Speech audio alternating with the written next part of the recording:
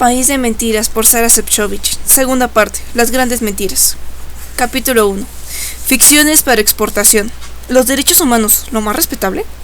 En el verano de 2006, el presidente de la Comisión Nacional de los Derechos Humanos acusó a la Procuraduría General de la República de usar la tortura como método para interrogar a los detenidos. Su acusación fue muy fuerte. Por el Ombudsman afirmó que la PGR era tapadera y alcahuete de actos de tortura y ejecuciones extrajudiciales por parte de agentes del Estado, e incluso le llamó la tortuduría.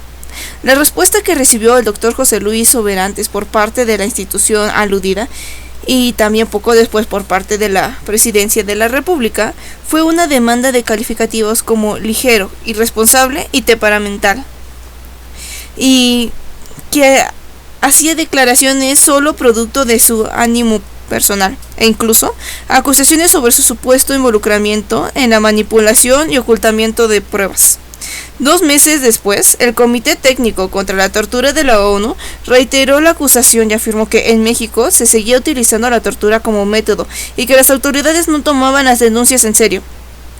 Durante su 37 periodo de sesiones y frente a la delegación mexicana encabezada por la Subsecretaría para Asuntos Multilaterales y Derechos Humanos de la Cancillería, una de las encargadas de elaborar el informe, afirmó categórica: hay una contradicción entre lo que el gobierno mexicano dice, lo que hace y la realidad. Por eso es que nos preguntamos si han hecho tanto como dicen. ¿Dónde entonces están las fallas? ¿Por qué la tortura y la impunidad persisten? No era la primera vez que los organismos internacionales hacían este tipo de declaraciones sobre México. De hecho, lo han venido diciendo repentinamente. Transcurrió un año más en el que los problemas de derechos humanos en México recibieron una inadecuada atención por parte de las autoridades, decía el informe 1999 de la organización humana Rights Watch. En 2000, la relatora de la ONU, Asma Jahangir, y de nuevo en 2001, el relator Dato Param Coomaraswamy se fueron del país con una maleta llena de denuncias sobre violaciones a los derechos humanos, y lo mismo ha venido sucediendo año con año desde entonces. En agosto de 2007, Irene Khan, secretaria general de Amnistía Internacional, afirmó que en el caso específico de Oaxaca las violaciones a los derechos humanos habían sido graves y que no había encontrado voluntad política por parte del gobernador y otras autoridades para resolverlo. Y también el Parlamento italiano manifestó su preocupación porque en México no se respetan los derechos humanos ni se cumplen los pactos y acuerdos con los que el país se comprometió a nivel internacional. Y sin embargo, la respuesta del gobierno mexicano ha sido y sigue siendo siempre la misma. Cuando se trata de organizaciones no gubernamentales, las desmiente y las acusa de todo, desde ser parciales e injustas hasta no saber la verdad y especular, desde pretender descalificar el sistema de justicia mexicano hasta proponerse denigrar a México, como hizo el gobierno de Chihuahua con las acusaciones por las mujeres muertas en Ciudad Juárez. Desde meterse en cuestiones internas que vulneran nuestra soberanía, injerencia y politización de las acusaciones, como le dijo la secretaria de Relaciones Exteriores a varios organismos internacionales en 1997, hasta de plano responder a intereses oscuros. En 2007, el gobernador de Oaxaca, Ulises Ruiz, tuvo esta respuesta típica cuando se le entregó una copia del informe de Amnistía Internacional. Las denuncias ahí expresadas son aventuradas y sin ningún fundamento, y cuando se trata de instancias como la Organización de Naciones Unidas o algún parlamento como el gobierno, no se atreve a tratarlas así, simplemente guarda silencio. Cuando en 1999 visitó México el secretario general de las Naciones Unidas, Kofi Annan, no lo llevaron a visitar Chiapas porque, según la Secretaría de Relaciones Exteriores, eso no estaba en la agenda. Pocos países cuentan con un catálogo más amplio y generoso de los derechos y libertades fundamentales del hombre y el ciudadano, y pocos países han creado mejores instituciones y leyes que México para protegerlos. Y eso no es de ahora. El tema está presente desde los inicios de la conquista española y de evangelización católica. Ya entonces se discutía si los indios eran seres humanos y si podían tener derechos. El esfuerzo de misioneros, teólogos y juristas como Francisco de Victoria y Bartolomé de las Casas llevó al reconocimiento de la existencia de ciertos derechos básicos de todos los hombres por el mero hecho de serlo. Y dado que el Papa Pablo II había afirmado que los indios son hombres verdaderos, pues eso los incluía. Aunque estén fuera de la fe, no deben ser privados de su libertad y de la posesión de sus bienes. Con la independencia y bajo el flujo del pensamiento liberal, Hidalgo abolió la esclavitud y Morelos declaró que la felicidad del pueblo y la de cada uno de los ciudadanos consiste en el gozo de la igualdad, seguridad, prosperidad y libertad. La íntegra conservación de estos derechos es el objetivo de la institución de los gobiernos. El artículo 37 de la Constitución de Apatzingán consagra el principio de que ningún ciudadano debe coartarse la libertad de reclamar sus derechos ante los funcionarios de la autoridad pública. 10 años después, en el Acta Constitutiva de la Federación, se asienta: la nación está obligada a proteger por leyes sabias y justas los derechos del hombre y del ciudadano. El tema se mantuvo vigente durante todo el siglo XIX y se filtra en los textos constitucionales del 36 y 47, en el Acta de Reformas del 47 y la Constitución de 1857, que incluyó un catálogo de derechos a partir de principios de igualdad, libertad de conciencia y de cultos, de enseñanza, pensamiento e imprenta. El pensamiento político recogió el ideario de la burguesía liberal europea, entendiendo por tal vigencia, al menos filosófica, de ciertas nociones fundamentales de la concepción moderna de los derechos humanos y de cierto consenso que impide la arbitrariedad y apunta a un estado de derecho, escribió Norbert Blanchard. También, la Constitución de 1917 estableció una serie de garantías individuales consideradas fundamentales e inalienables para el ser humano. Pero si no fue hasta la segunda mitad del siglo XX cuando se inició la lucha por hacer efectivos los derechos humanos, a tono con las preocupaciones que por entonces empezaron a manifestar los países desarrollados sobre esta cuestión. La creación de la Organización de las Naciones Unidas después de la Segunda Guerra Mundial llevó a la promulgación de la Declaración Universal de los Derechos Humanos en 1948, conformada por una amplia lista de derechos económicos, sociales y culturales de las personas, y a partir de ella se crearon instrumentos encargados de promover y vigilar su cumplimiento. Los derechos humanos irrumpieron como protagonistas de la cultura contemporánea y se convirtieron en un paradigma para el desarrollo de la convivencia social y de las instituciones jurídicas y políticas. En los años 70 surgieron organizaciones defensoras de los desaparecidos, detenidos y torturados. En la época de represión se conoce como la Guerra Sucia. Posterior al movimiento estudiantil de 1968, una década después de la llegada de los refugiados centroamericanos, el tema se volvió candente, pues si bien es cierto que durante todo lo que iba el siglo, pero particularmente después de la Guerra Civil Española y de la Segunda Guerra Mundial, así como después de la ola de golpes de estados militares en Sudamérica, la afluencia de inmigrantes y exiliados hacia el país ha sido considerable y la actitud de los sucesivos gobiernos mexicanos ante esos flujos había sido por lo general generosa y solidaria.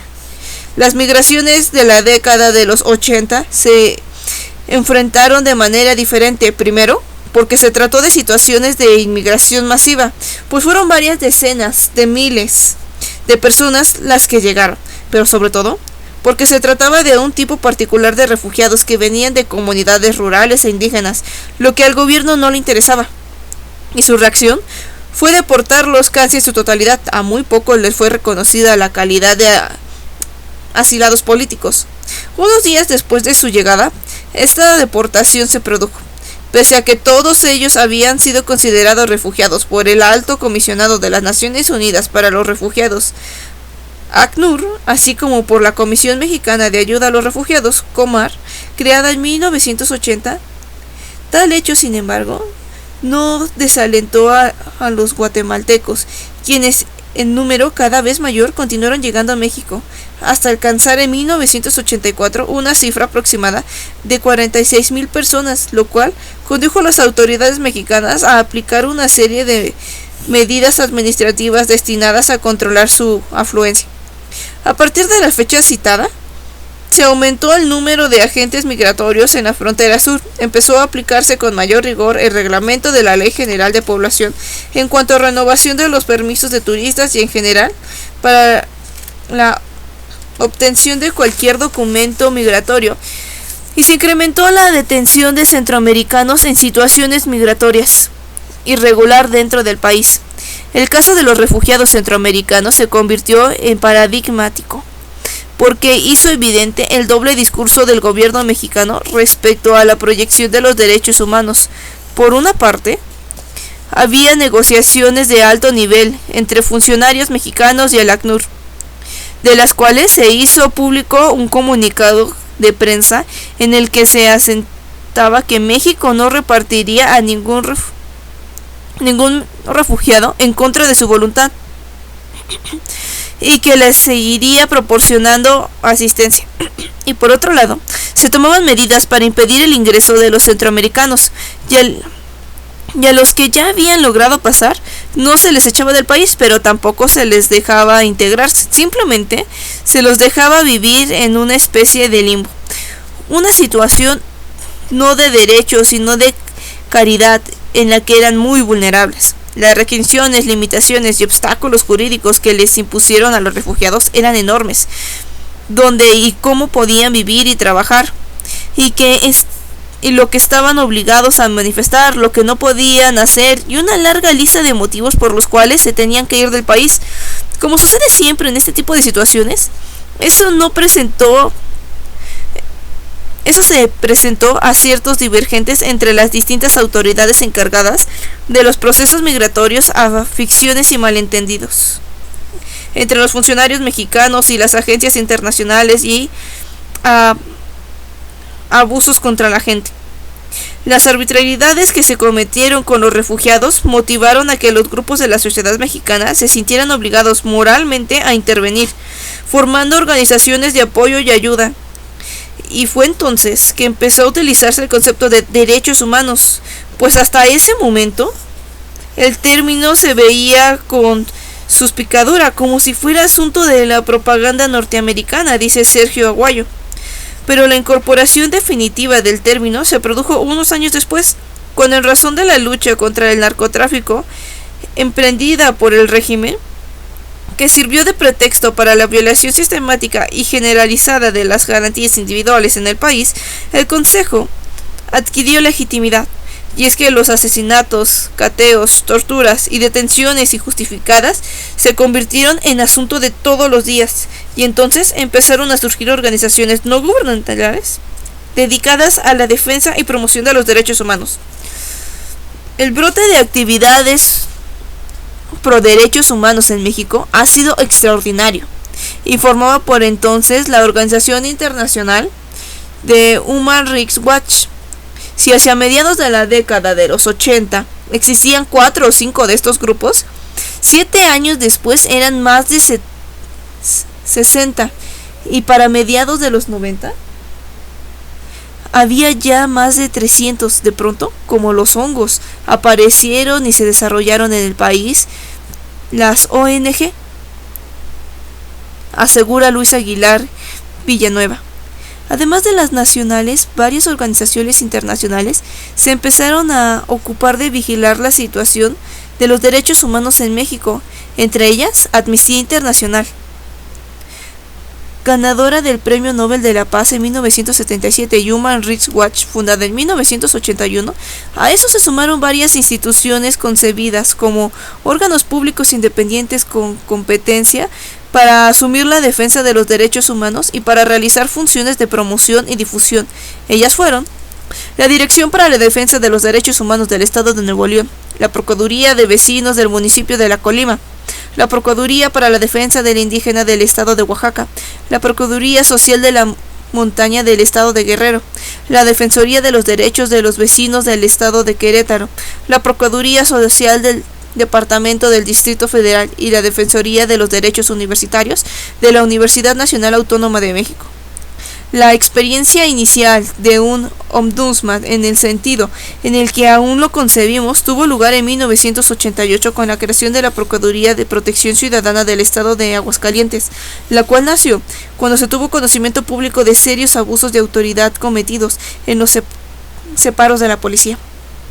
Esto provocó una protesta general encabezada por un abogado a quien el gobernador encargó esclarecer el caso y otros similares que pudieran presentarse, y para ello le confirió el título de Procurador de Protección Ciudadana. Cuando a principios de los años 90 el presidente de la República se reunió con su homólogo de Estados Unidos para las negociaciones tendientes a tratado de libre comercio, se hizo necesario, como parte de las exigencias para ese acuerdo, reconocer y atender el problema que había en materia de derechos humanos. Como se dijo entonces, evidentemente, solayar la situación interna respecto a los abusos a los derechos humanos hubiera debilitado la posibilidad de éxito en dicha negociación. Por primera vez, un presidente aceptaba públicamente que en México existía un problema en cuanto a los derechos humanos. Este reconocimiento fue un gran paso, y el siguiente fue el anuncio de que el gobierno tomaba la bandera de su defensa. Las autoridades, en vez de negar por sistema que las violaciones a los derechos humanos pueden ocurrir, y de hecho ocurren, aceptan la existencia de irregularidades y también muestran disposición para su corrección y enmienda, afirmó Jorge Madrazo. Así fue como en junio de 1999 se creó por decreto presidencial la Comisión Nacional de los Derechos Humanos, la CNDH, responsable de vigilar el acatamiento de las normas que consagran los derechos humanos según las convenciones y tratados internacionales suscritos por México. En enero de 1999, la CNDH adquirió carácter constitucional, con lo cual pasó de ser un organismo centralizado, es decir, que maneja su propio patrimonio, elabora su propio presupuesto, no está sujeto a ninguna revisión por parte de ningún organismo superior, y en sus procedimientos y recomendaciones no tiene injerencia en ningún otro órgano del gobierno. De acuerdo con sus estatutos, su labor consiste en la protección, observancia, prevención, estudio, promoción, difusión, orientación y capacitación en todo lo relativo a los derechos humanos, en investigar las violaciones a los mismos cometidas por autoridades o servidores públicos, a excepción de los miembros del Poder Judicial, y en emitir recomendaciones para que se proceda a castigar a los culpables, así como promover programas educativos para los servidores públicos y para la propia población mexicana, y hacer propuestas para reformar legislativas. A la cabeza de las comisiones se encuentra el ombudsman, palabra sueca que designa al procurador y al defensor de los derechos humanos, cuyo nombramiento corresponde al presidente de la República con aprobación del Senado. Para desarrollar este trabajo a nivel nacional se crearon además las comisiones estatales de derechos humanos en las entidades federativas de la República, con las mismas funciones de la nacional, pero con competencia regional. Como el número de quejas crecía y la Comisión Nacional ya no se daba abasto, entonces, en atención a que estábamos en un país que por su extensión y por su cantidad de habitantes es realmente como varios países europeos, el constituyente permanente creó este sistema que es el más grande del mundo, afirmó Luis de la Barreda. ¿De qué hablamos cuando decimos derechos humanos? De las garantías inalienables que tienen las personas de la vida, a la integridad física, a la libertad y a la dignidad, y contra las arbitrariedades y los abusos. Se trata de ciertas reglas generales y criterios que exigen satisfacción de forma incondicional y que forman parte del conjunto de normas imperativas aceptadas y reconocidas por la comunidad internacional, que no admiten acuerdo en lo contrario. ¿Quiénes cuentan con esas garantías? Todos los hombres y mujeres y niños y viejos, ricos y pobres, creyentes y ateos, blancos y negros de la ciudad y del campo, patrones y trabajadores de cualquier grupo étnico, religioso y nacional, es decir, todas las personas. A todos se les aplica la ley, a todos se les protege la ley. Dice la Constitución mexicana, como diría Hannah Arendt, todos tienen el derecho a tener derechos. Hoy día, además, se considera que no solo los individuos tienen derechos, sino también las colectividades. ¿A quién le corresponde hacer efectivas esas garantías? Al Estado.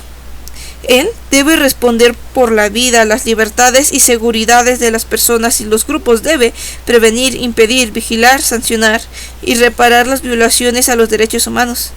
¿En qué consiste la violación a los derechos humanos?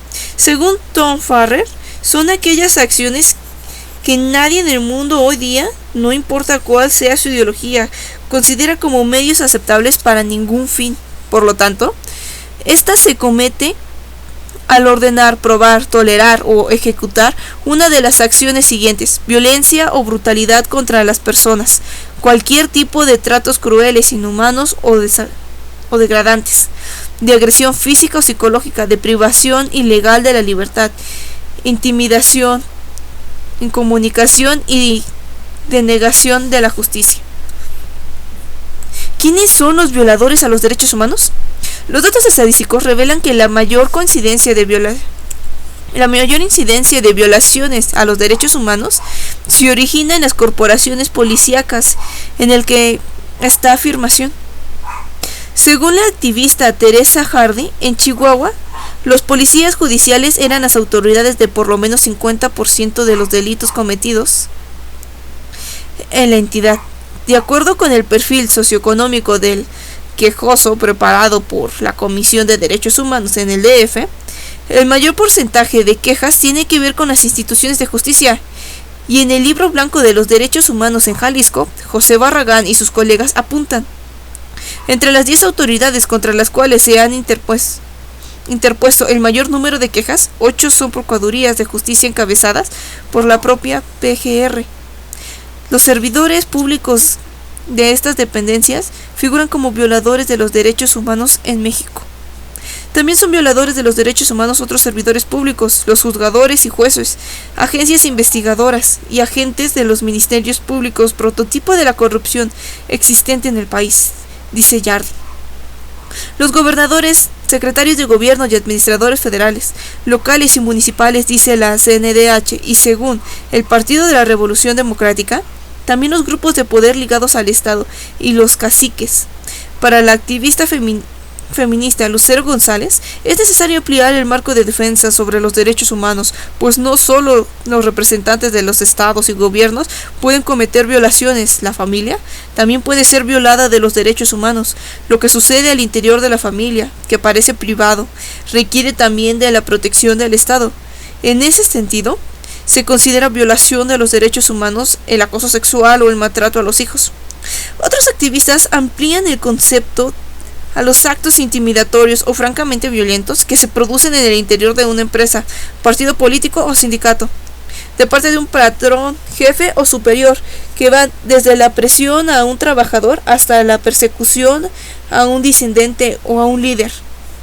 Sin embargo, esto no lo aceptan las autoridades, pues consideran que este tipo de situaciones son delitos entre particulares que se resuelven en otras instancias jurídicas. A esta lista podríamos agregar lo que hemos visto en años recientes, que no solo la autoridad constituida es violada de los derechos humanos, sino que los ciudadanos lo son también. Hemos visto linchamientos colectivos y actos de violencia contra burócratas, policías y opositores políticos e ideológicos. Por ejemplo, en la Escuela Nacional Rural del Mexe, en el estado de Hidalgo, cuando un grupo de alumnos la tomó en Tláhuac, cuando los vecinos detuvieron y lincharon a policías, en las reuniones de Cancún y Guadalajara, cuando los altermundistas protestaron atacando a las fuerzas de seguridad, en el Distrito Federal, cuando miembros del Partido de la Revolución Democrática atacaron a la Policía Federal Preventiva, que regulaba el Palacio Legislativo de San Lázaro, en Atenco, cuando los habitantes atacaron a los granaderos, en Oaxaca, cuando grupos de la Asamblea Popular de los Pueblos de Oaxaca golpearon y exhibieron en plaza pública a quienes consideraban sus enemigos. ¿A quiénes se les violan los derechos humanos? Según Alfonso Verde Cuenca, El sector social de escasos recursos, por las circunstancias en las que rodean, se convierte en el blanco fácil de violaciones de los derechos humanos, dicho en otras palabras, a los más pobres.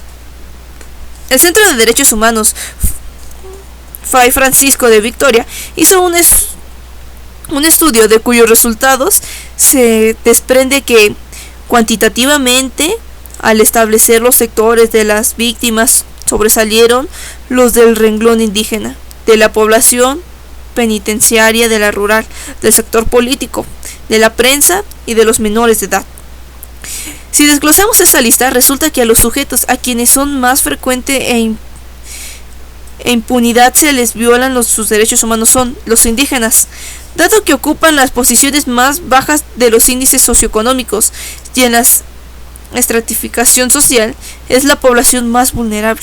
Como afirma Rodolfo Stavengen, la explotación de clase y la discriminación étnica han llegado a configurar un cuadro en el cual se presentan violaciones masivas de los derechos humanos de los pueblos indígenas, asesinatos, despojo de tierras, privaciones de la libertad, no aplicaciones de las garantías individuales constitucionales, discriminación en la aplicación de leyes y procedimientos judiciales, traslados forzosos de población, obstáculos a la participación política. Los campesinos.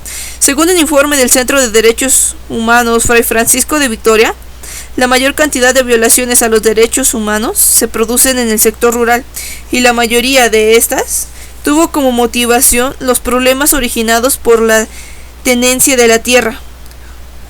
Human Rights Watch agrega, además de los homicidios y desapariciones, la gran masa pobre de las zonas rurales está sujeta a varios otros abusos, como el desalojo con uso de fuerza, generalmente sin previo aviso, que deja a las familias sin hogar e ingresos, además de físicamente maltratados por sus agresores. Las detenciones y arrestos aparentemente caprichosos y generalmente bajo cargos inventados, relacionados con desalojos o como represalia por activismo en organizaciones campesinas y varias otras formas de intimidación y acoso. Los obreros. Según el Centro Fray Francisco de Vitoria, el proceso de modernización del país conlleva en la práctica la modificación de las relaciones laborales con una clara tendencia en favor de los intereses patronales. Pasando sobre las mismas garantías de los trabajadores, los derechos laborales fueron violentados mediante la reformulación de contratos colectivos en función de la productividad y a través de la liquidación masiva, utilizando como recurso la quiebra, el cierre o la venta de empresas paraestatales a la iniciativa privada. Las mujeres son un grupo vulnerable por la posición que tradicionalmente ocupan en la sociedad y en la familia. Un documento elaborado por el Foro Internacional de Derechos Humanos de las Mujeres afirma que la mutilación, la violencia o el asesinato sobre el cuerpo de las mujeres es considerado dentro del ámbito de lo privado, pero es en el reino de lo privado donde sufren las condiciones de opresión más significativas. Ellas sufren el abuso físico y en general la violencia intradoméstica e intrafamiliar, el acoso sexual y los delitos sexuales. Los niños y los ancianos. Casi la mitad de la población del país son menores de edad, sujetos a situaciones de violencia, trabajo pesado, prostitución y pornografía. Por lo que se refiere a los adultos mayores, el porcentaje de violaciones de los derechos humanos es hacia personas de más de 51 años, pero a partir de los 60 quedan en estado de extrema vulnerabilidad. Los presos. El sistema penitenciario mexicano es caracterizado por una sobrepoblación masiva, el deterioro físico de las instalaciones, condiciones insalubres, recursos insuficientes, un personal de vigilancia y administración mal capacitado y peor pagado, una cultura generalizada de corrupción y una violación persistente a la dignidad en los internos, dice la organización Human Rights Watch. Los periodistas y los militares de grupos y partidos políticos de oposición, que son acosados, intimidados, perseguidos y hasta asesinados. En el sexenio del presidente Carlos Salinas, el PRD afirmó que 140 militares de izquierda fueron asesinados y en el del presidente Vicente Fox, 20 periodistas.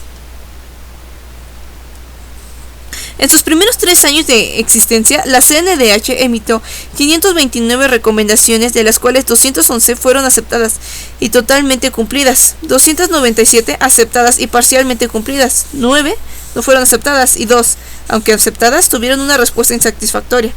Se resolvieron favorablemente 73 casos de presuntos desaparecidos y se desarrolló un intenso trabajo en los reclusorios para mejorar las condiciones de los casi 86,000 presos que se encontraban en ellos. Además, se inició una actividad absolutamente novedosa, la de sancionar a servidores públicos.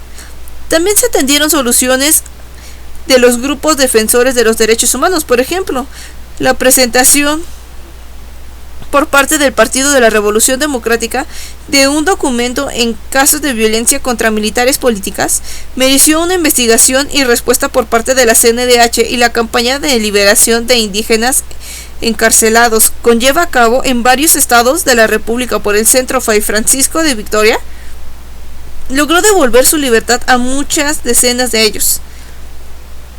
Estas primeras acciones resultaron sumamente alentadoras. Así lo reconoció Morris Ball-Beans, de Amnistía Internacional. La existencia de la CNDH es importante, es un paso positivo del gobierno mexicano, y así lo reconocieron también los opositores políticos. Debe reconocerse que en algunos cuantos casos han sido útil la intervención de la CNDH, afirmó la encargada de Derechos Humanos del PRD. La activista Teresa Yardi llegó a afirmar que por lo menos en el estado de Chihuahua ya no hay un solo caso de tortura o de fabricación de culpables, pero sobre todo, la importancia de este tipo de acciones fue simbólica porque se produjo un aumento de la conciencia social de la población sobre los derechos humanos que incidió en la presión moral para su respeto, y porque los ciudadanos adquirieron la esperanza de que verdaderamente se podía terminar con los abusos y que valía la pena denunciarlos. En un país como el nuestro, este tipo de instituciones significan un importante paso cualitativo, afirmó Jorge Madrazo, y según Celso Lafer, el hecho mismo de prometer el respeto a los derechos humanos establece un límite estabilizador a la sociedad. Pero además, porque quienes cometían los abusos empezaron a sentir alguna amenaza a su impunidad, escribió Jorge Madrazo. Los policías ahora piensan 2 veces antes de cometer abusos porque saben que pueden venir esos locos de la Comisión Nacional y armarles problemas. Y sin embargo, unos años después, esos primeros logros y avances empezaron a perderse.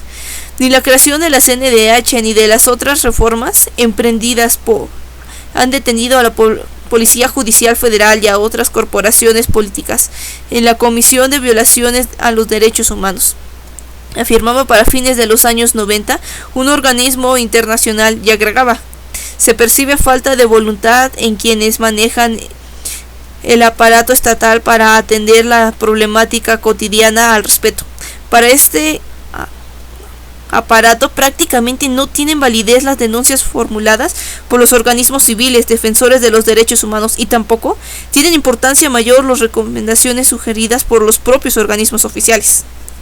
El levantamiento zapatista en el sur del país a mediados de los años 90 le dio el golpe de gracia a la credibilidad que había tenido la comisión. La CNDH quiso arrogarse el ser ella la única expositora frente al mundo de lo que sucedía con respecto a los derechos humanos, siendo que representa todo el trabajo en esta materia, ni mucho menos, dijo un activista. Ello llevó a que la relación entre los organismos no gubernamentales y la CNDH, que era bastante buena hasta antes de Chiapas, a partir de entonces se deteriorara bastante. Varios organismos de la sociedad civil se quejaron de que la Comisión Nacional bloqueó su trabajo y se generó un enorme descontento por parte de los grupos tanto nacionales como extranjeros que se hicieron presentes en el lugar.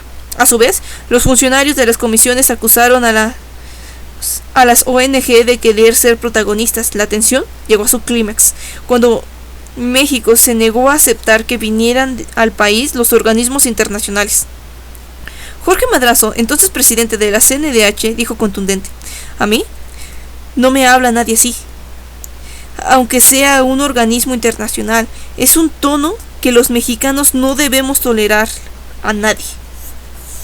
Para principios de la siguiente década, década, la desconfianza hacia la comisión era total. A su vez, la comisión desconfiaba de las ONG y empezó a acusarlas de que en muchos casos estaban formadas por delincuentes que, con el propósito de defender sus intereses ilegales e ilegítimos, han creado organismos de derechos humanos, y también las policías y el ejército empezaron a considerar los organismos protectores de derechos humanos, fueran oficiales o civiles, como sus enemigos, porque les atan las manos para realizar su trabajo. Más de un presidente municipal se quejó de que los delincuentes se paseaban libremente por las calles de su pueblo sin que se les pueda detener, porque cuentan con la protección de los organismos de derechos humanos. Y muchos se quejaron de que se defendía a los delincuentes más que a las víctimas. Era evidente que aquellos primeros resultados alentadores no existían más. ¿Por qué se echó a perder todo?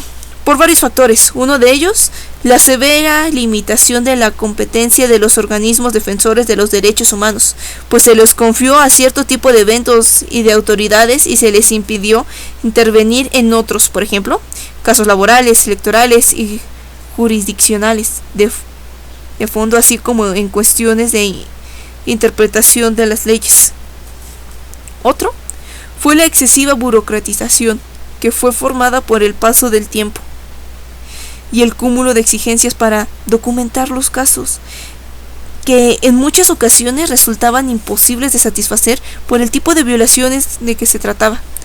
Uno más fueron los límites impuestos a las comisiones estatales, a las que se permitió recibir e investigar denuncias por no realizar campañas de vigilancia directa.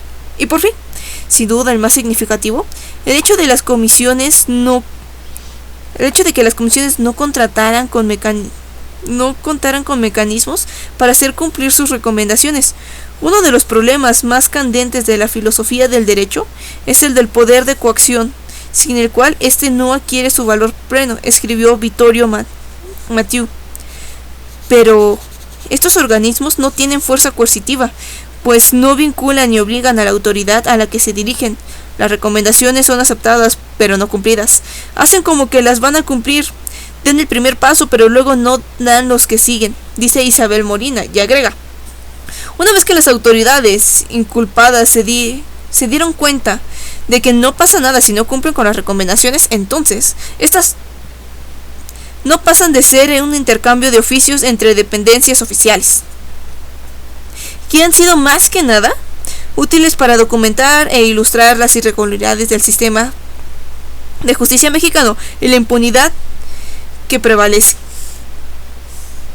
El resultado de esta situación es que, mientras la comisión da por cumplidas un buen número de recomendaciones, los críticos afirman lo contrario. Cuando las autoridades contestan que procederán a acatar recomendaciones con esa simple respuesta, se la da por parcialmente cumplida, pero no deja de ser más que un intercambio burocrático de papeles, afirma Molina, y Amnistía Internacional es todavía más tangente. Hemos descubierto que la CNDH da como casos resueltos recomendaciones no cumplidas. Por eso se ha llegado a decir que la institución no sirve. La CNDH ha sido poco efectiva. Es un ente con esfera de competencia limitada, capacidad ejecutiva nula, y no ha contado con la voluntad política al más alto nivel para dar fuerza a sus recomendaciones. Es un enorme elefante blanco cuya principal utilidad es cosmética, dice Molina, y muchos están de acuerdo. Este esquema de trabajo está formado de trabajar no ha resultado ser eficiente.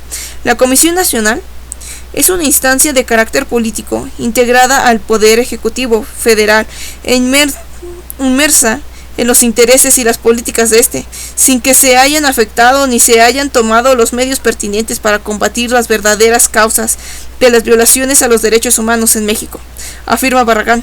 Y según ha expresado Amnistía Internacional, la CNDH es claramente un organismo gubernamental que sigue directivas del gobierno central en materia de derechos humanos y no deja de ser simplemente una instancia burocrática adicional dentro de la mañana del inoperante sistema de justicia. En conclusión, que por lo que se refiere a la defensa de los derechos humanos en México, estamos claramente en el terreno de la simulación, porque no es lo mismo tener leyes e instituciones promotoras y defensoras que tener mecanismos efectivos para que se cumplan. Los derechos humanos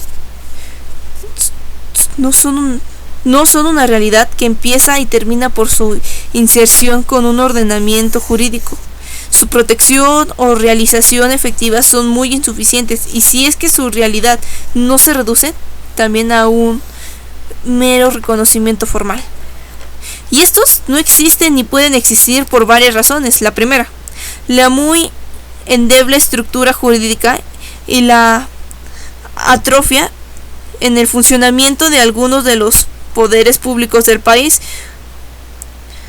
como el Poder Judicial Federal, la Procuraduría General de la República y las Procuradurías de Justicia de los estados. La segunda, la paradoja misma sobre la cual se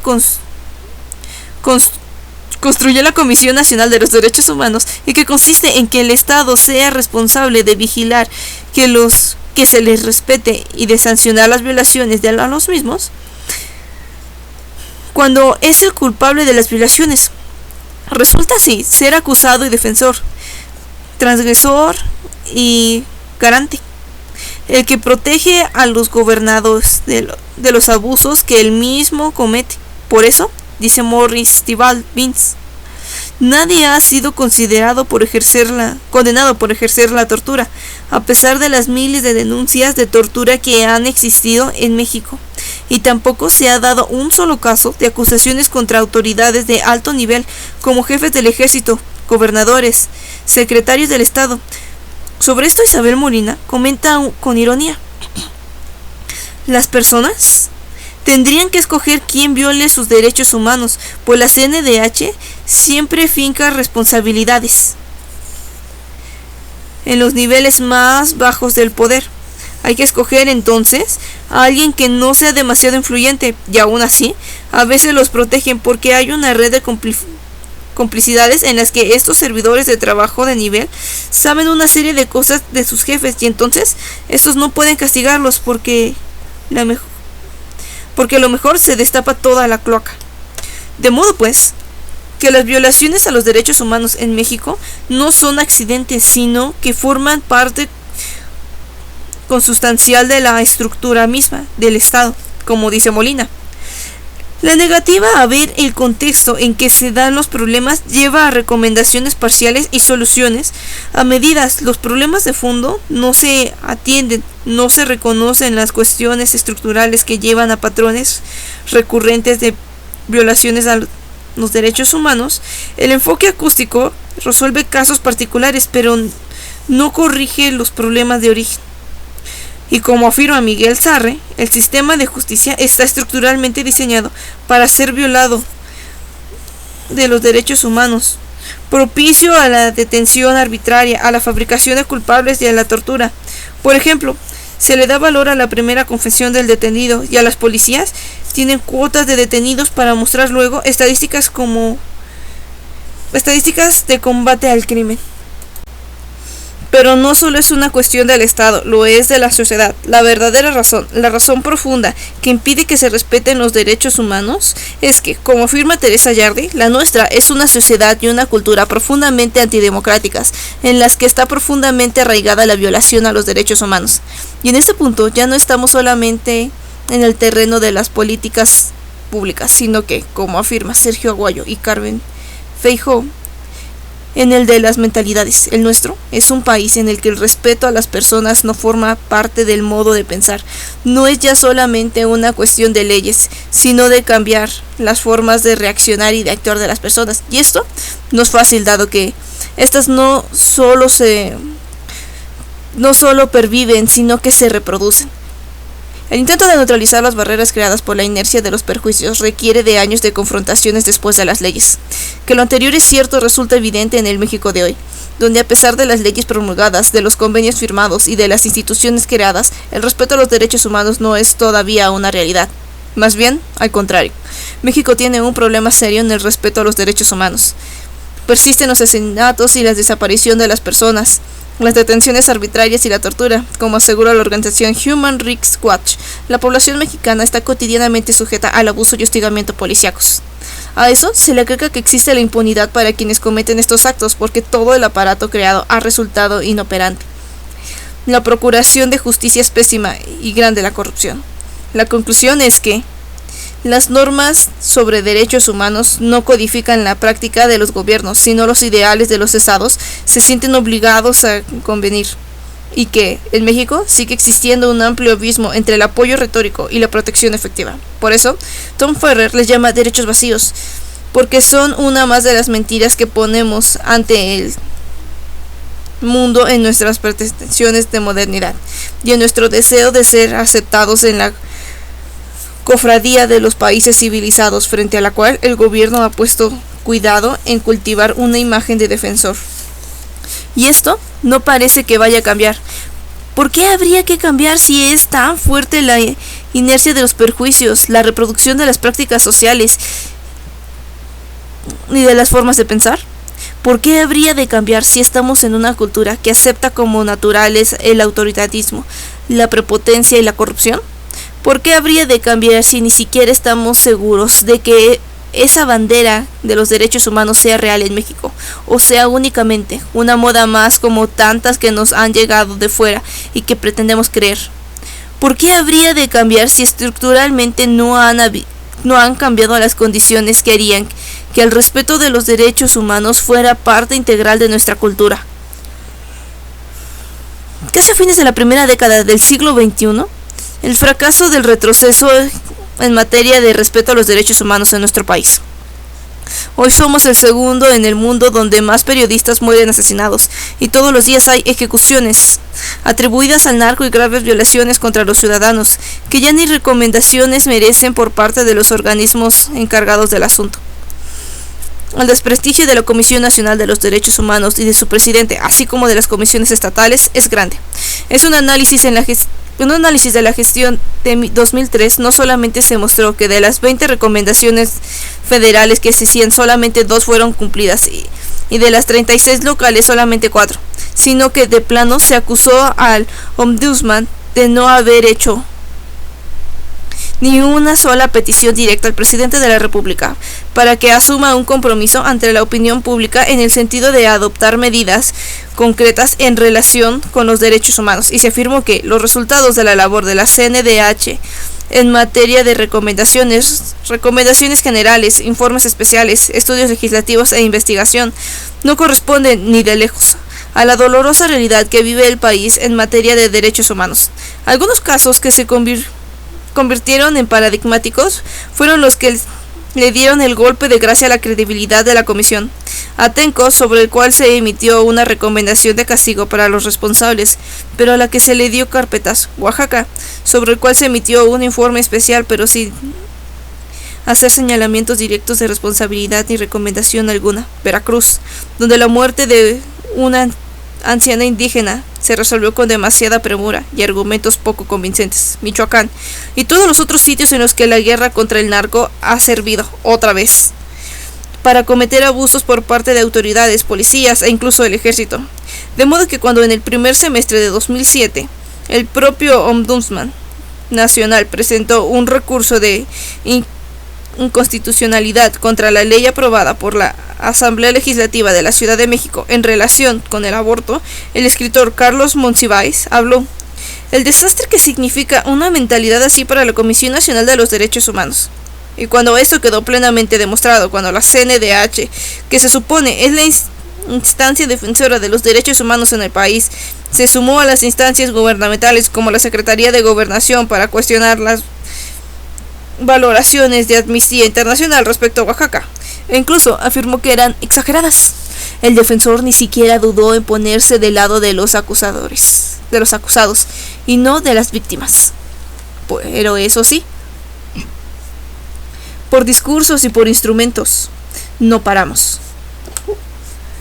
Uno tras otro los secretarios de Estado hablan de los avances en materia de defensa en derechos humanos, de que hay en el país, y una tras otra las instancias gubernamentales firman convenios con la CNDH, y cuando la Secretaría General de la Organización Internacional Amnistía Nacional Internacional presentó su informe sobre Oaxaca, en el que documenta serias violaciones a los derechos humanos de las que responsabilizaba tanto el gobierno del estado como a la federación, porque tiene la responsabilidad de garantizar que se protejan los derechos humanos de todos los mexicanos. El presidente de la República, Felipe Calderón, respondió nada menos que haciendo un reconocimiento a la contribución positiva de la organización al fortalecimiento de la situación de los derechos humanos y refrendando su compromiso con la protección de las garantías y las libertades fundamentales en el país. Puro discurso vacío. El medio ambiente. ¿La importancia de cuidarlo?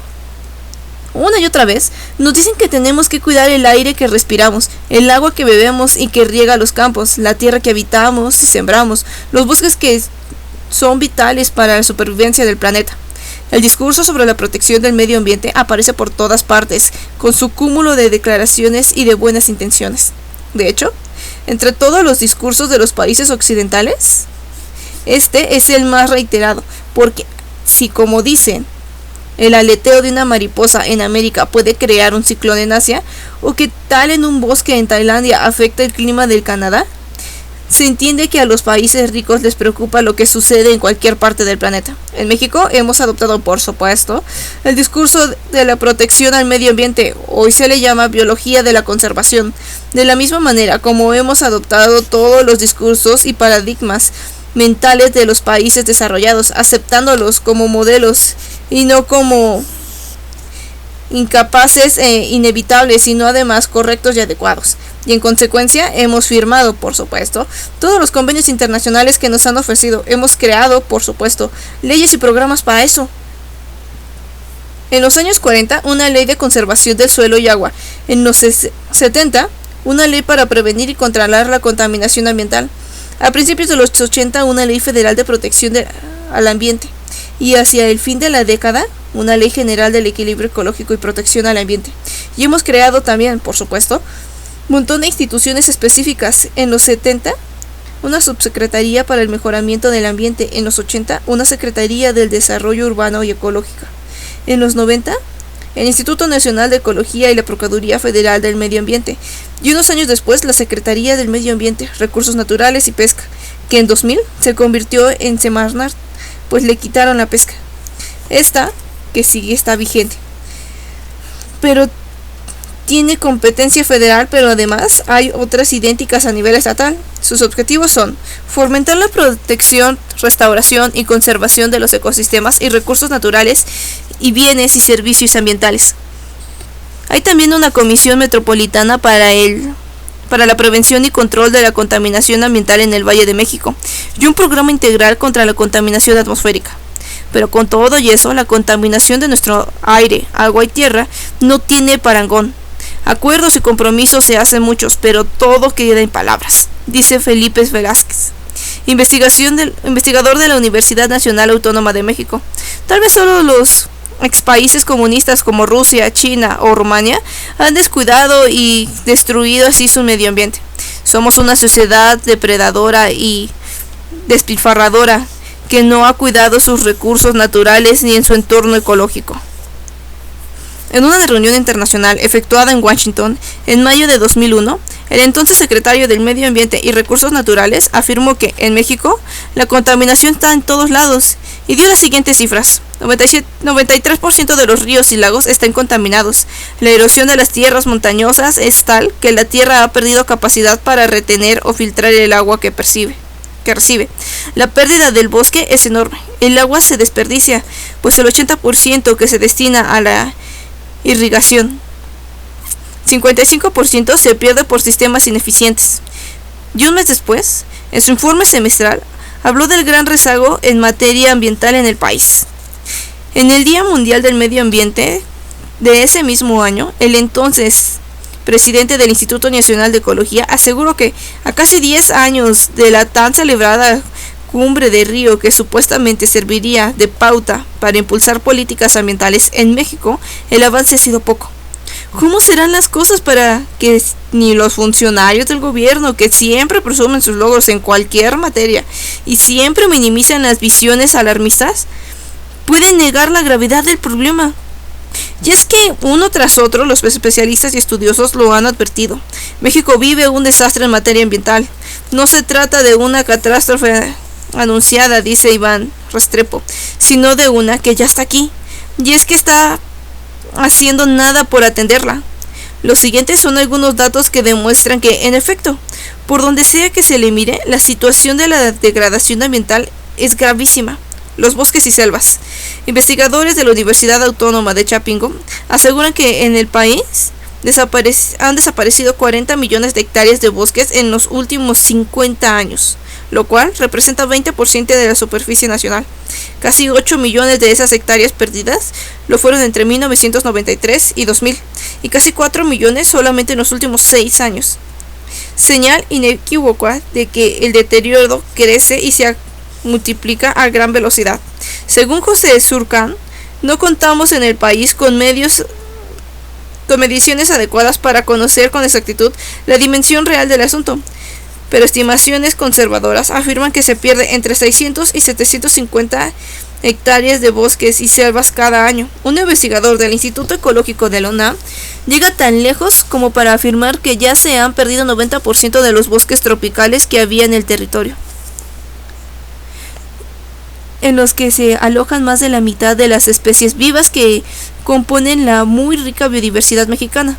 La tala clandestina, los incendios forestales y los cambios de uso del suelo, sea para urbanización o para fines agrícolas, son responsables de esta situación. Los ejemplos están a la vista. El bosque de neblina de Veracruz, que alguna vez fue la formación vegetal más diversa de México, está desapareciendo, sobre todo en las zonas alrededor de Jalapa, dice Guadalupe Williams. Línea. Las selvas del sur del país están fuertemente amenazadas por acciones humanas como la ganadería, la agricultura intensiva, la deforestación masiva, los asentamientos humanos desordenados, la explotación maderera y la explotación petrolera. Dice Arturo Gómez Pompa, en Michoacán, donde de hábitat casi la mitad de las especies de coníferas conocidas, la tala ha sido tan brutal que alrededor de 10 de ellas están en peligro de extinción. Ya hay zonas donde de plano ya no existen, como en el caso de Uruapan, dice Daniel Periño. Incluso las zonas de reserva ecológica están amenazadas porque se invaden o fraccionan comercialmente. Hay varios ejemplos de esto, como la zona boscosa en el Ajusco, área en donde se produce la renovación del aire, la regulación del microclima y el control de la contaminación del Valle de México.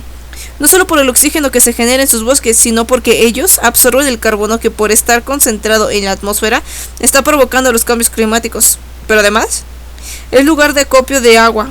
La zona aporta casi 70% del líquido que alimenta a los mantos freáticos de la Ciudad de México, y sin embargo, está lleno de asentamientos humanos y se le ha deforestado de manera brutal. O como el Parque Nacional de los Remedios, reserva natural muy importante de la zona conurbana de la capital y que según la Dirección Ecológica Municipal del Estado de México ya está biológicamente muerto, porque los asentamientos urbanos no dan más, le han restado la mitad de hectáreas de 750 a 450, sino que han hecho una gran devastación. Hasta en Xochimilco han mandado a rellenar canales para vender los terrenos, y cuando se les pregunta sobre esto, las autoridades responden con evasivas. Las cuencas hidrológicas. Desde 1999, organizaciones no gubernamentales han venido advirtiendo el grave deterioro del lago de Chapala, y en 1998 el presidente del Consejo Estatal de Seguimiento y Evaluación del Acuerdo de Chapala afirmó: para el año 2007 Chalapa estará muerto. Se trata nada menos que de la mayor cuenca hidrológica del país, en la que vive 1 de cada 11 mexicanos, que abastece el líquido vital de las ciudades de Guadalajara y parte de León, así como a la agricultura y la ganadería de la región, y que regula el clima y los ecosistemas de una amplia zona. Hoy día, el lago se encuentra a 15% de su capacidad, ya que recibe menos aportes de líquido del río Lerma en relación con lo que se extrae de él, por lo cual han desaparecido especies de peces como la carpa y el charal, así como de aves migratorias de las que es residencia. Según el director del Instituto de Limnología de la Universidad de Guadalajara. El problema de Chalapa radica en que no se cuidan los cauces del Lerma. Se extrae todo el agua que se requiere sin control ni vigilancia y se desperdicia mucha al bombardearla, conducirla, regar y en los hogares. Y no es la única que está en esta situación. En la Guía de Turismo Cultural elaborada en 2005 por la Secretaría de Cultura del Gobierno del Estado de Michoacán, se afirma que la laguna de Cuitzeo está a punto de desaparecer y algo similar le está sucediendo al lago de Patzacualco. Las razones son siempre las mismas: explotación desmedida y descuido. Los pozos artesianos se secan, los mantos acuíferos agonizan. Además de los lagos, están los humedales y los manglares, que también son objeto de agresión sin que las autoridades los protejan.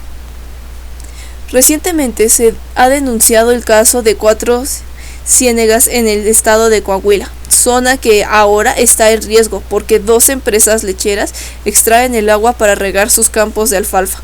Los ríos y mares.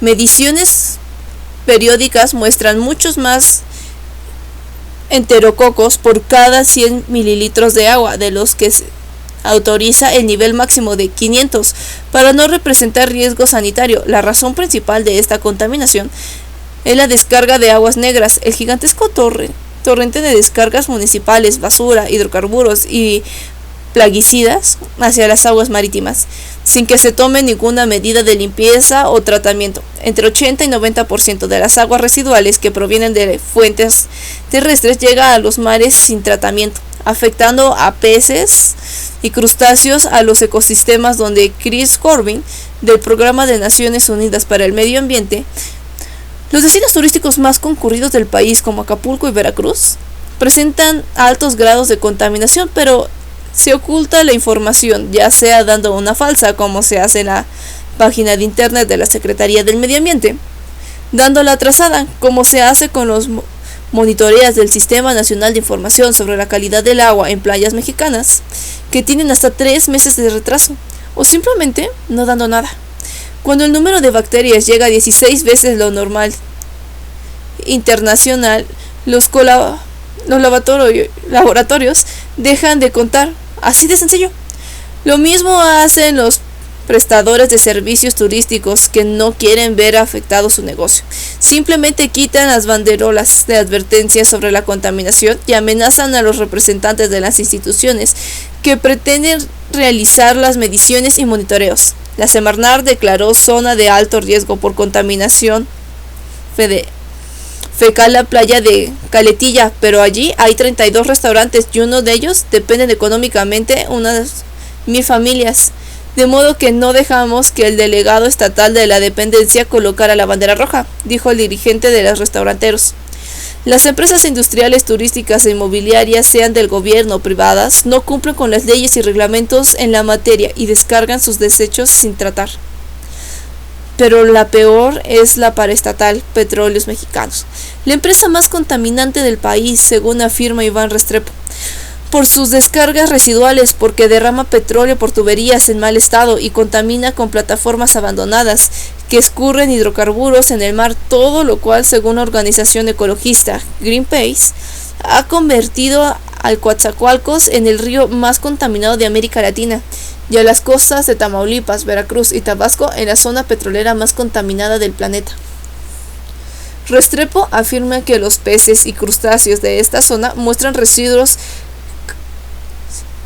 carcinógenos y que las sustancias tóxicas encontradas en el agua, aire y tierra son de gran peligrosidad para la salud de las personas. Tan solo entre enero y abril de 2001 registraron 31 emergencias ambientales relacionadas con la paraestatal, 27 por ductos en mal estado, 3 por volcaduras de autotanques y 1 en un almacén.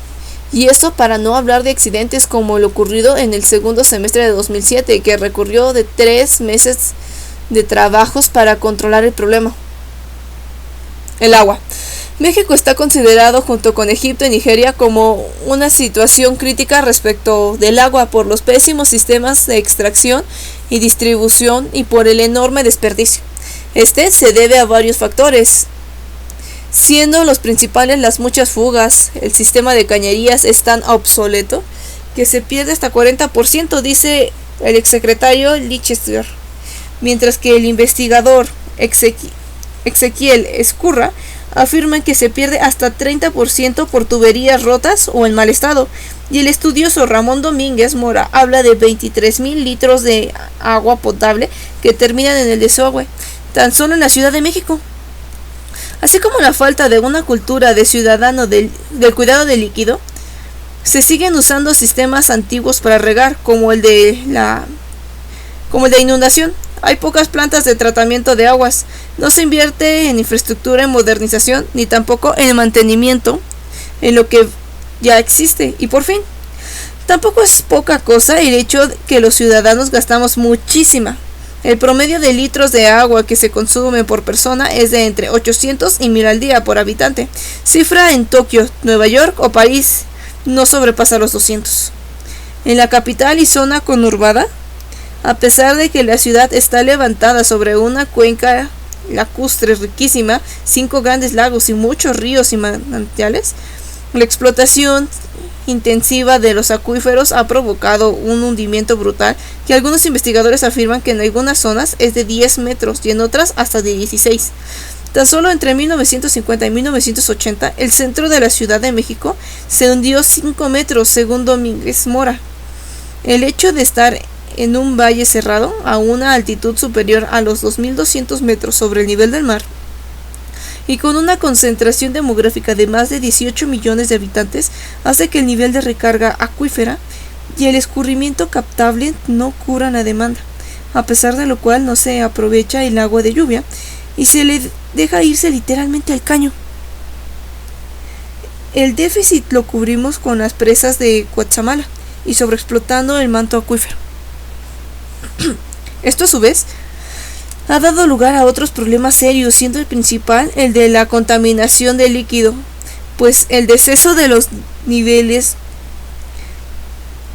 freáticos y el hundimiento hacen que se haya perdido la inclinación del drenaje, al punto que ahora hay que bombardear las aguas negras y en muchos sitios se revuelven el agua limpia y la sucia, pero nada de esto se atiende.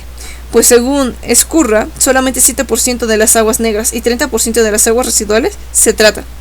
A esto se le agregan los gases que hay en el subsuelo y los desechos químicos que se echan por el drenaje. La situación a veces es tan crítica que en la cosecha de fruta de 1999 en Michoacán, todo el producto resultó inservible porque el agua con que lo habían regado estaba sumamente contaminada. El aire. En las zonas metropolitanas, particularmente en las grandes ciudades, es severa la contaminación causada por industrias y por automóviles. Hay plomo, monóxido de carbono, residuos de hidrocarburos, productos químicos, residuos fecales, partículas sólidas, microorganismos patógenos, ozono. En la Ciudad de México, el problema es particularmente grave, porque no solamente es la que tiene mayor número de habitantes, de industrias y de automóviles, así como de asfalto y concreto, sino por su misma situación geográfica entre montañas y su muy baja velocidad del viento, así como por el tipo de servicios que se hicieron en ella, el drenaje y el bombeo de agua que secaron y contaminaron los antiguos lechos del lago sobre el cual está levantada. A pesar de que en México los índices que se han establecido para la calidad del aire son más elevados que los aceptados internacionalmente, de todos modos, como señala Escurra, la concentración media de ozono en la atmósfera en la ciudad es casi el doble del límite máximo permisible en California y Japón. El suelo. De nuestros recursos, el suelo es el menos visible, afirma la especialista Christine Sieb. Los conceptos de aire limpio y de agua limpio han quedado muy claros, pero la idea de suelo limpio es muy difícil de transmitir. Pero el suelo no es nada más lo que se pisa, sino que es el sustrato en el que crecen los cultivos y se filtra el agua, y es el hábitat de muchos organismos que constituyen un gran banco necesario para la biodiversidad. Datos del Instituto Nacional de Estadística Geográfica e Informática para 1999 aseguran que el 64% de la superficie continental del país presentaba algún tipo de degradación y según una investigación hecha de la Universidad de Chapingo, entre 130 y 170 millones de hectáreas están erosionadas y 470.000 están ensalitradas. Pesticidas y plaguicidas, desechos químicos, fertilizantes y todo tipo de residuos tóxicos, algunos de productos que en los países desarrollados ya han sido prohibidos, pero que se siguen usando en México, lo han afectado, como también le ha afectado la quema de grandes volúmenes de combustibles fósiles y el crecimiento de las llamadas manchas urbanas, ya que el pavimento no permite la filtración del agua de lluvia. Los desechos. Según un secretario del Medio Ambiente, cada mexicano genera en promedio 860 gramos de basura diaria. Datos de 2001 para 2004, el Procurador Federal de Protección al Ambiente dijo que el promedio diario es de 100.000 toneladas, pero solo 32% se recolecta oportunamente y el resto, 57 millones de toneladas diarias, queda en tiraderos a cielo abierto o disperso en el ambiente, en barrancas, cañadas y donde se pueda, lo cual redunda en que se contaminan tierras y aguas y se generan plagas, debido a que la mitad de estos desechos son orgánicos. Para tener una idea de la gravedad del problema, estas cifras significan que cada 2 semanas estaríamos llenando hasta el borde el Estadio Azteca con los residuos que no son depositados en sitios controlados, según afirmó Lechinger. Prácticamente nada de esto se trata, pues de los 2.400 municipios del país, solo 12 cuentan con rellenos sanitarios y además hay un déficit de 68% en infraestructura adecuada para la separación, recolección, transporte, tratamiento, reciclaje y disposición final de los residuos, según afirmó el mismo secretario del Medio Ambiente. Y además se sigue manteniendo la práctica de incinerar la basura porque los ciudadanos no tienen la conciencia. Personalmente le pedí a uno de los más célebres escritores mexicanos que dejara de hacerlo y me dijo que no debía yo creer las influencias del imperialismo yanqui, ni las autoridades la capacidad de imponer la ley, lo cual provoca serios problemas, porque los contaminantes son simplemente trasladados de un medio a otro, de cualquier modo. Con lo que señala un informe de la Alianza Global para Alternativas a la Incineración. No es menos grave el problema de los residuos peligrosos, industriales, químicos, plaguicidas, escoria de la industria minera, basura biológica de los hospitales, alguna de ella infecciosa, llantas y toda suerte de sustancias y agentes corrosivos, reactivos, explosivos, flamantes, tóxicos, más la nueva basura que resulta de la tecnología, los que sumados dan una cifra entre 3 y 7 millones de toneladas anuales, de los cuales prácticamente nada se controla. Simplemente se los abandona en tiraderos regados por todo el territorio nacional, cuya cantidad no se conoce, pero seguramente son muchos, porque un funcionario hasta afirmó que el país entero es un tiradero de residuos peligrosos. Según datos recientes, en 21 estados del país existen 124 sitios abandonados que están contaminados con residuos peligrosos.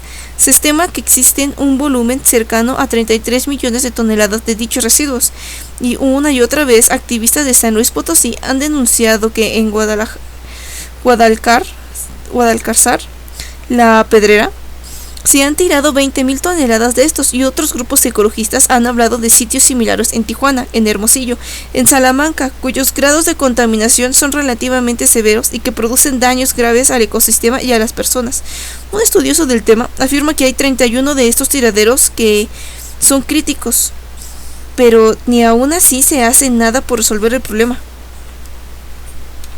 En abril de 2000, soldados del 40 Batallón de Infantería con sede en Ciudad Altamirano, en el estado de Guerrero, arrestaron a Rodolfo Montiel, conocido como el Burro, un hombre de 40 y tantos años, hijo de campesinos, muy pobre, apenas si sabe leer y escribir, y quien como modo de vida iba ayudado por su esposa, la ranchería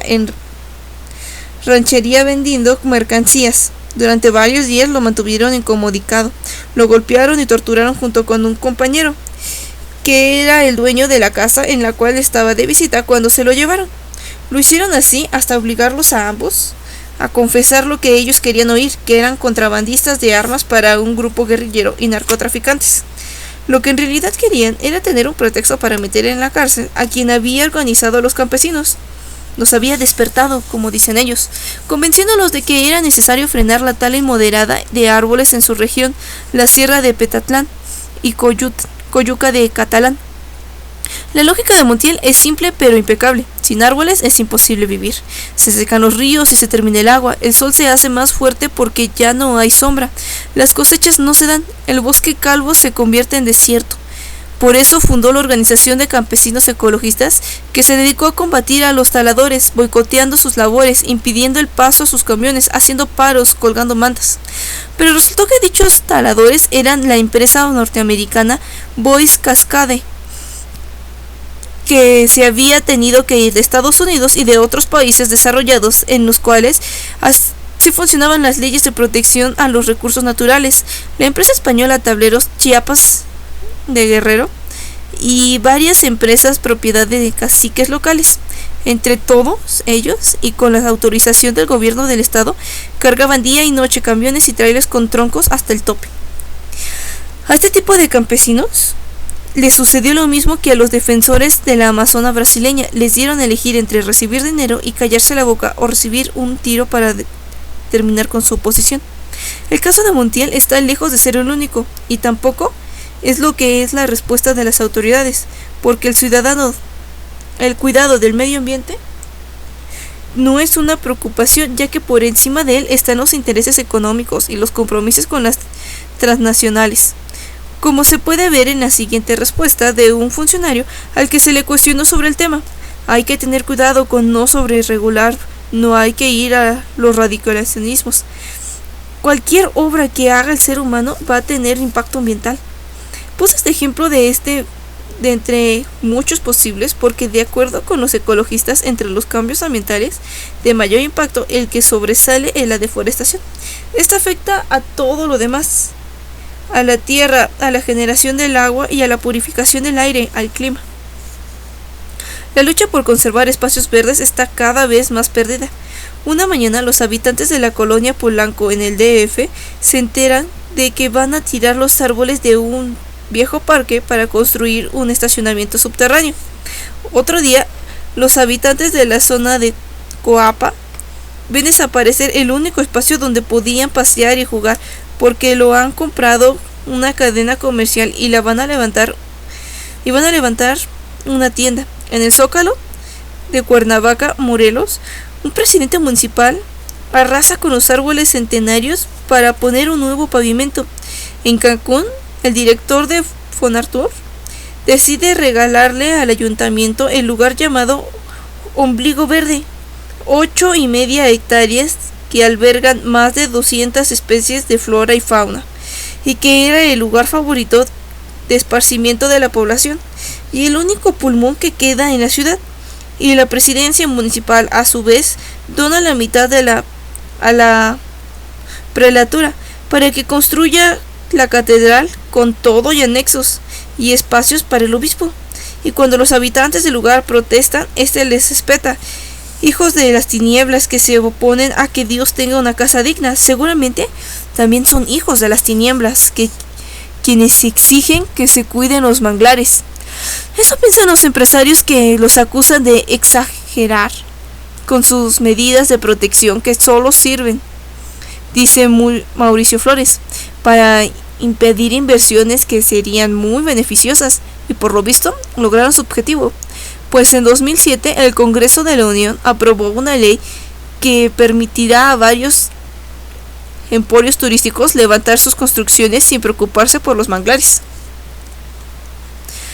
México no solo es un país con una inmensa diversidad de paisajes y recursos naturales, desiertos y selvas, bosques y pastizales, lagos y ríos, montañas y planicies, lagunísimas costas, humedales y gran número de especies vegetales, sino también una rica diversidad animal.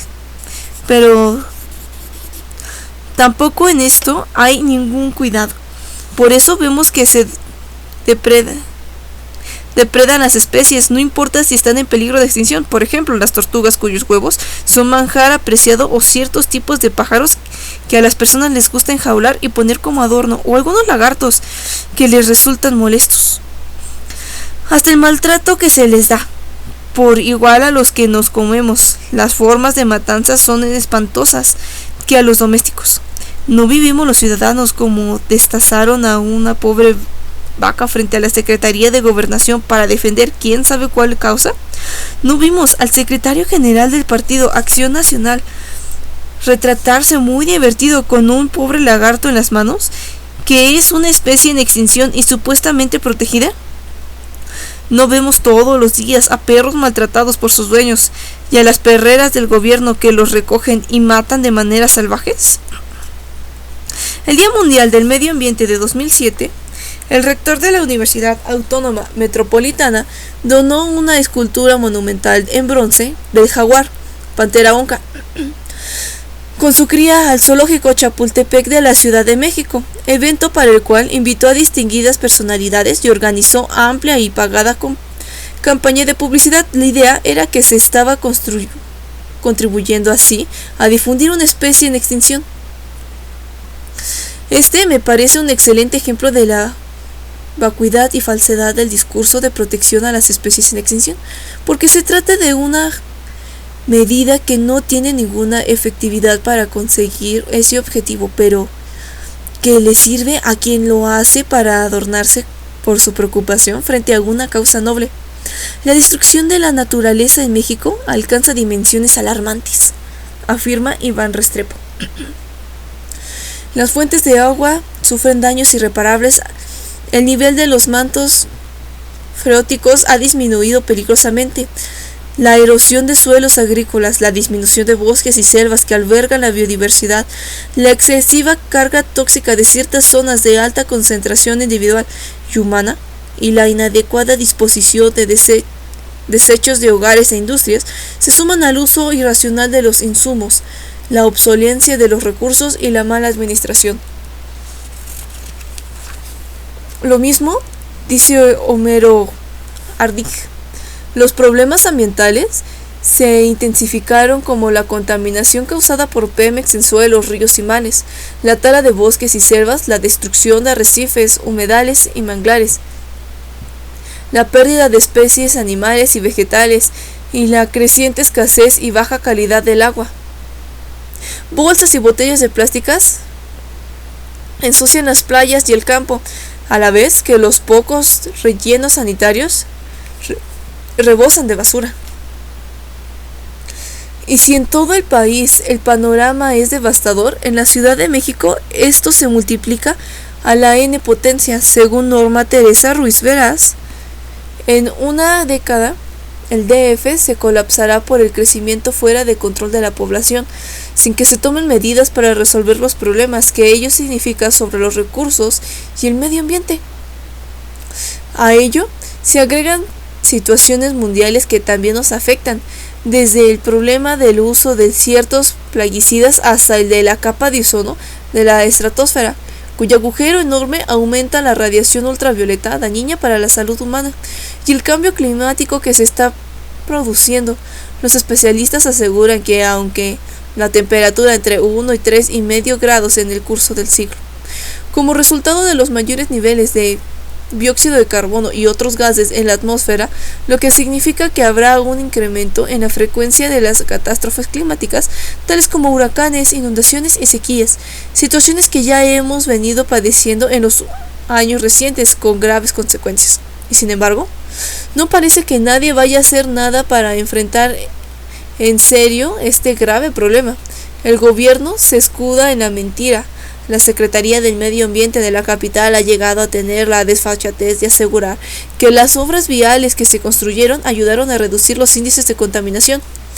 En el maquillaje de las cifras, que ha llegado tan lejos hasta crear por parte de la Secretaría del Medio Ambiente una cifra mexicana con la cual hacer las mediciones y así poder cuestionar los datos de los organismos internacionales sobre el deterioro ambiental en el país, dando siempre panoramas más optimistas. En base a esta medición, un secretario cuestionó los datos que sobre deforestación ofrece periódicamente la Organización de Naciones Unidas para la Agricultura y la Alimentación, diciendo que no se sabe cómo se tomó la información ni a qué corresponde y que las cosas no andan tan mal.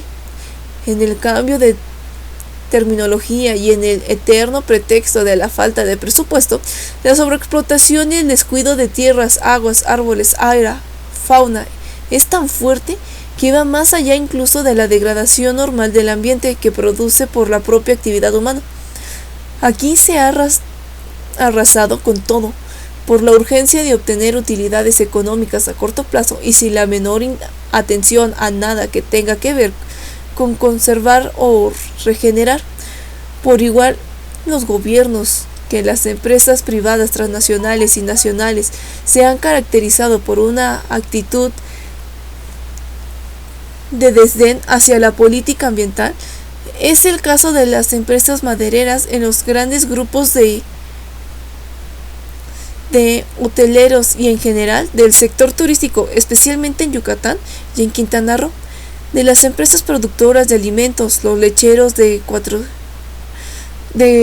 Ciénegas y de empresas muy contaminantes desde la paraestatal Pemex hasta otras como Cromatos de México, el tercer mayor contaminante en el país, y metalurgia Mex Peñoles, y son, en fin, los innumerables casos donde los intereses políticos predominan sobre cualquier otro. Por ejemplo, la actitud del PRD frente a los invasores de terreno para hacer pública la realidad sobre la contaminación atmosférica. Ahora bien, a decir verdad, tampoco los ciudadanos muestran interés en esta cuestión, ni parecen estar dispuestos a cambiar sus hábitos y costumbres para cuidar el medio ambiente. Los campesinos que siguen quemando sus campos y con ello no solo contaminan la atmósfera, degradan los suelos y permiten la entrada de especies invasoras, como dicen varios autores en una revista científica, sino que desatan incendios muchas veces imposibles de controlar. Los criadores de camarón que devastan los ecosistemas, los pescadores que usan dinamita para obtener más fácilmente su pesca, los pepenadores que han hecho todo para impedir que se separe la basura, las amas de casa que usan detergentes y aerosoles que contaminan y todos los que desperdiciamos agua, pues pocos se preocupan por arreglar las llaves que gotean en los excusados que tienen fugas. De modo pues, gobiernos, empresarios y ciudadanos, estamos una vez más frente al puro discurso vacío. Se habla de que hay que cuidar y preservar, no desperdiciar y buscar fuentes alternativas. Se habla de regenerar y hasta de conseguir el desarrollo sustentable, el nuevo concepto de moda. Se asiste a las conferencias internacionales presentando magníficos proyectos y estrategias y se bla bla bla, pero no se hace nada en serio, absolutamente nada.